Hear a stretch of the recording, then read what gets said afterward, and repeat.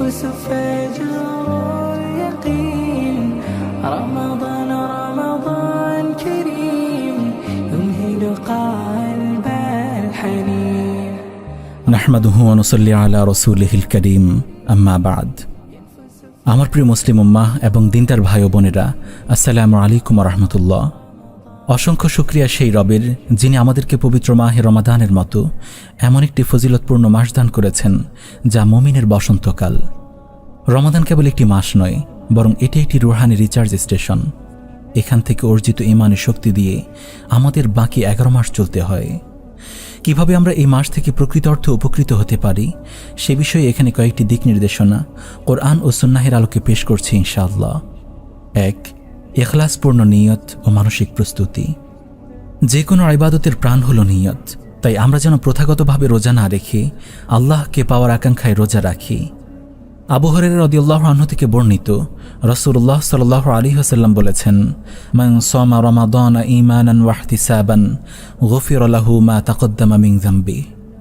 যে ব্যক্তি ঈমানের সাথে এবং সওয়াব পাওয়ার দৃঢ় আশায় রমাদানের রোজা পালন করবে, তার পূর্বের সকল গুনাহ ক্ষমা করে দেওয়া হবে। 2. পাপাচার মুক্ত জিহ্বা ও অন্তর। রোজা কেবল পেটের নয়, রোজা হলো চোখের, কানের এবং জিহ্বারও।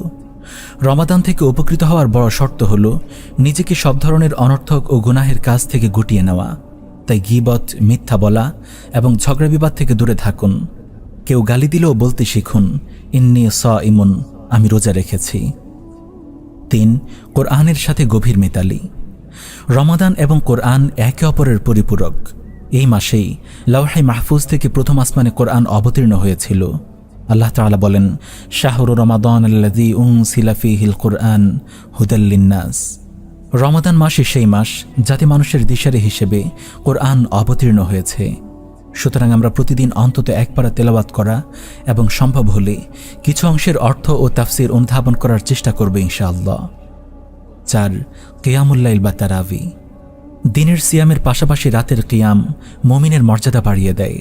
গভীর রাতে আল্লাহর দরবারে চোখের পানি ফেলা এবং নিভৃতে ক্ষমা চাওয়ার চেয়ে বড় পাওয়ার কিছু হতে পারে না। তাই তারাবি এবং শেষ রাতে তাহাজ্জুদের মাধ্যমে আল্লাহর সাথে সম্পর্ক দৃঢ় করা উচিত। 5. দান সাদাকা ও সামাজিক দায়িত্ব। রাসূলুল্লাহ সাল্লাল্লাহু আলাইহি ওয়াসাল্লাম সারা বছরই দানশীল ছিলেন, কিন্তু রমাদান এলে তার দানের হাত প্রবাহিত বায়ুর চেয়েও দ্রুতগামী হতো। তাই আমাদের উচিত অসহায়দের ইফতার করানো এবং যাকাত ও সাদাকার মাধ্যমে অভাবীদের পাশে দাঁড়ানো। মনে রাখবেন, একজনের ইফতারের ব্যবস্থা করলে আপনি তার সমান সওয়াব পাবেন, অথচ তার সওয়াব কমবে না। বিশেষ করে আলায়ে কালিমাতুল্লাহর জন্য দান সাদাকাও যেন আমাদের জন্য হয় রমাদানের ফজিলত অর্জনের অনন্য উপায়। প্রিয় মাজলুম ভাই ও বোনদের যেন এই রমাদানে আমরা ভুলে না যাই। 6. দিন প্রতিষ্ঠার দায়বদ্ধতা। রমাদান আমাদের শুধু ব্যক্তিগত ইবাদতে সীমাবদ্ধ রাখে না, বরং সমাজে ন্যায়, সত্য ও কল্যাণ প্রতিষ্ঠার দায়িত্ব স্মরণ করিয়ে দেয়। দিনের আলো নিজের ভেতর জ্বালিয়ে তা পরিবার, সমাজ এবং সর্বোপরি গোটা রাষ্ট্রের মাঝে ছড়িয়ে দেওয়া, এটাই তো একজন মুমিনের মূল মিশন। রমাদানের ঐতিহাসিক ঘটনাগুলোর মধ্যে অন্যতম হল বদরের ঘটনা। সংখ্যায় অল্প, অস্ত্রে দুর্বল হয়েও সাহাবীরা বিজয়ী হয়েছিলেন, কারণ তাদের শক্তি ছিল ঈমান, তাওয়াক্কুল এবং আল্লাহর উপর পরিপূর্ণ আত্মসমর্পণ। এভাবে রমাদান আধ্যাত্মিকতা এবং দ্বীনি দায়িত্বকে একসুতোয় গাঁথে। রমাদানকে কেন্দ্র করে আমাদের এই উভয় শিক্ষাই গ্রহণ করতে হবে।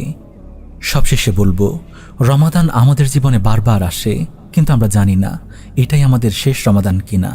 তাই এই মাসে আমাদের রুটিন হওয়া উচিত কম ঘুমানো ও কম কথা বলা, বেশি বেশি তাওবা ও ইস্তেগফার করা, বেশি বেশি কোরআন তেলাওয়াত এবং ইবাদতে সময় অতিবাহিত করা, শেষ দশকের বিজয় রাতে শবে কদর তালাশ করা।